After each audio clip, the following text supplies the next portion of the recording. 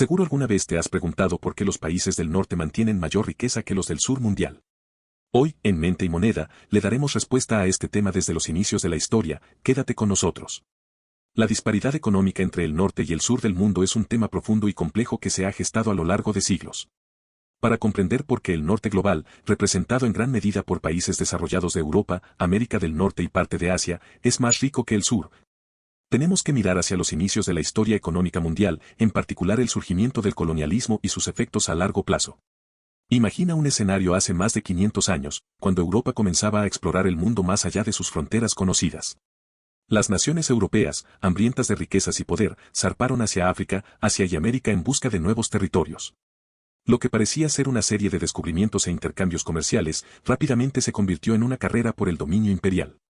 Este momento histórico marcó el comienzo de una era de explotación brutal de los recursos humanos y naturales del sur global. En África y América, por ejemplo, las potencias coloniales impusieron su control y extrajeron metales preciosos, especias y recursos agrícolas que eran enviados de regreso a Europa. Durante siglos, estas naciones, como España, Inglaterra, Francia y Portugal, acumularon riquezas colosales, mientras las tierras que las proporcionaban quedaron empobrecidas y subdesarrolladas. A medida que el capitalismo comenzó a consolidarse en Europa, el norte global inició un proceso de industrialización que lo catapultó a una nueva era de crecimiento económico. En el sur, por otro lado, los países colonizados quedaron atrapados en un ciclo de dependencia y explotación.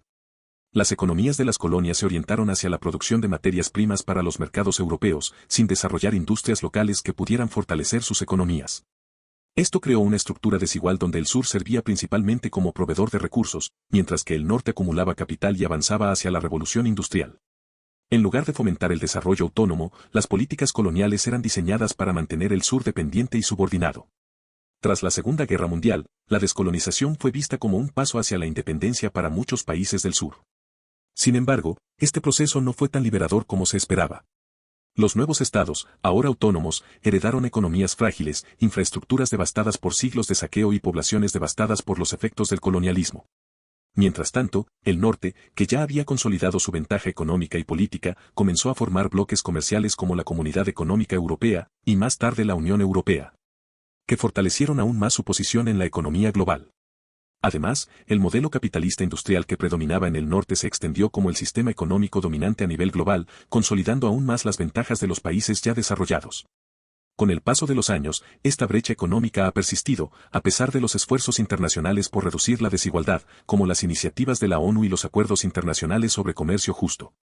Las economías del norte continúan dominando los mercados globales, con sectores avanzados en tecnología, finanzas e industria, mientras que el sur sigue enfrentando desafíos como la deuda externa, la falta de infraestructura adecuada y los efectos del cambio climático que afectan de manera desproporcionada a las regiones más vulnerables.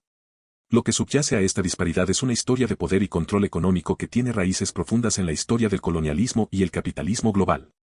El norte no solo se benefició de los recursos del sur, sino que también construyó una infraestructura y un sistema económico diseñado para sostener su dominio. A pesar de los avances tecnológicos y las reformas internacionales, la estructura global sigue siendo desigual, con el norte manteniendo ventajas clave en capital, tecnología y educación, mientras el sur lucha por alcanzar el mismo nivel de desarrollo. Para entender por qué el norte global sigue siendo más rico que el sur, debemos adentrarnos en las investigaciones científicas y las evidencias históricas que han intentado desentrañar esta profunda disparidad económica. A lo largo de los años, economistas, sociólogos y politólogos han señalado que esta brecha no es una simple casualidad, sino el resultado de una compleja trama de procesos históricos, estructurales y políticos que continúan operando en la actualidad.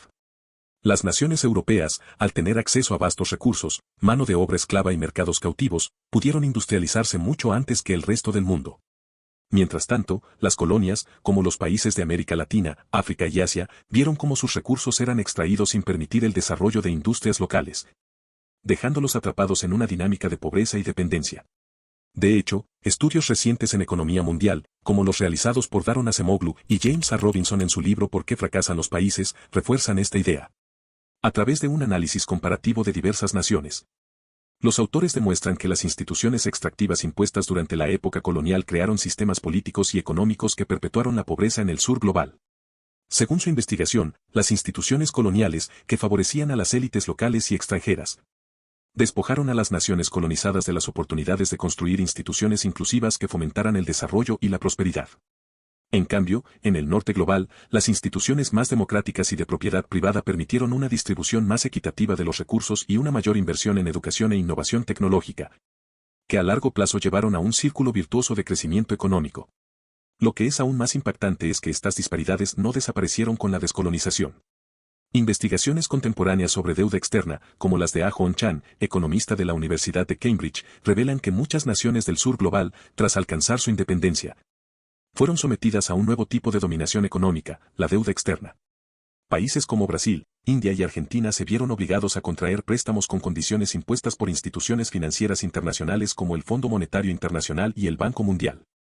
Estos préstamos, que inicialmente parecían ser una vía para el desarrollo, terminaron perpetuando una relación de dependencia, ya que los países del sur, al no poder pagar sus deudas, fueron forzados a implementar políticas de austeridad que retrasaron aún más su crecimiento económico.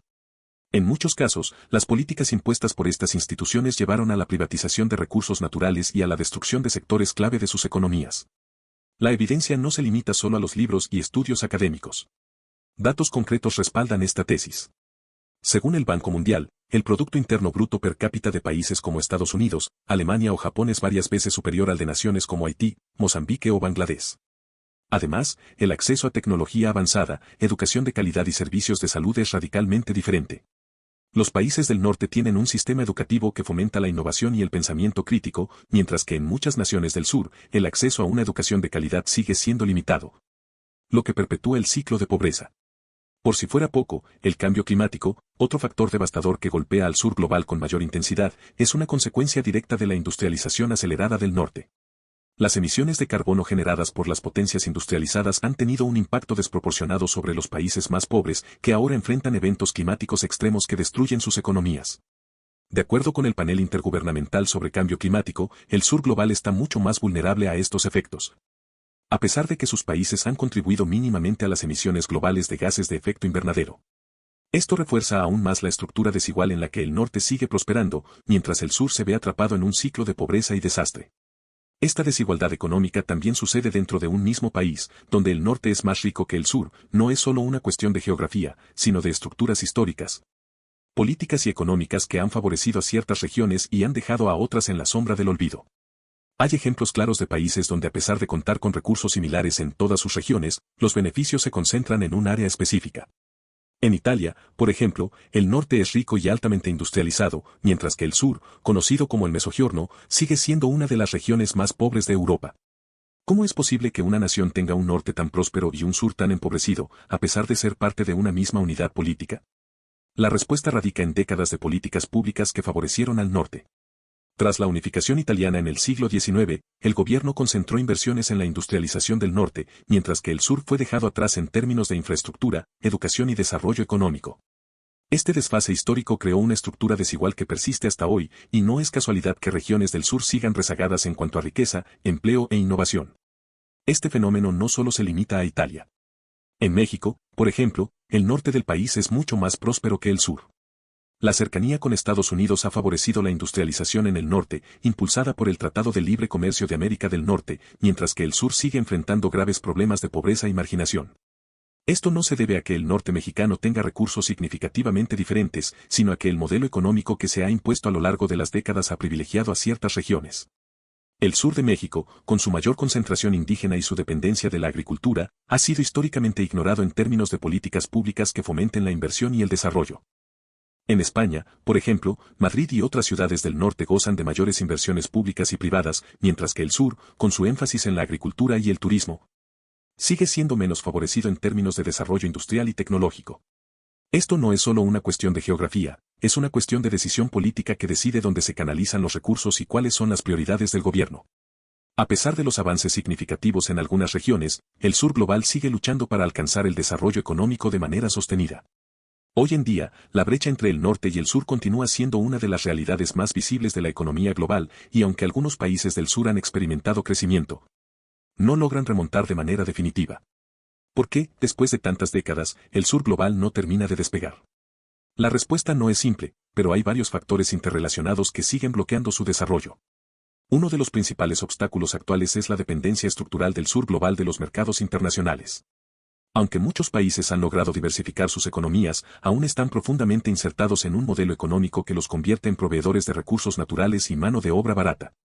Este modelo, que favorece a las grandes economías del norte, sigue limitando la capacidad de las naciones del sur para desarrollar industrias tecnológicas y productivas propias. Un ejemplo claro es África, que, a pesar de ser rica en minerales esenciales como el cobalto y el litio, sigue siendo una región cuya principal fuente de ingresos proviene de la exportación de estos recursos sin una cadena de valor significativa que les permita procesarlos o beneficiarse de ellos a nivel local. Según un informe de la Comisión Económica para África, más del 60% de los minerales extraídos en África se exportan sin procesar, lo que impide que el continente se beneficie de los márgenes de ganancia más altos que podrían generar la manufactura y el valor agregado. Este modelo de dependencia también está relacionado con las políticas comerciales globales que, en muchos casos, siguen favoreciendo a los países desarrollados. Las reglas del comercio internacional, impulsadas por organizaciones como la Organización Mundial del Comercio, suelen estar diseñadas de manera que los países del sur tienen pocas opciones para competir en igualdad de condiciones. Los subsidios a la agricultura de los países desarrollados dificultan que los agricultores del sur global puedan competir en el mercado mundial. De acuerdo con un informe de la Conferencia de las Naciones Unidas sobre Comercio y Desarrollo, los subsidios agrícolas de los países del norte superan los $300.000 millones anuales, lo que distorsiona el mercado y hace que los productos del sur sean menos competitivos, incluso en sus propios mercados. Esta competencia desigual impide el desarrollo de sectores productivos locales y mantiene a muchos países atrapados en economías extractivas y dependientes. Otro factor crítico que impide que el sur global despegue es la inestabilidad política y la corrupción.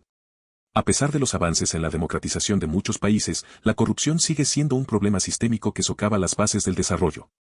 Según el índice de percepción de la corrupción de Transparency International, muchos países del sur global están entre los más corruptos del mundo.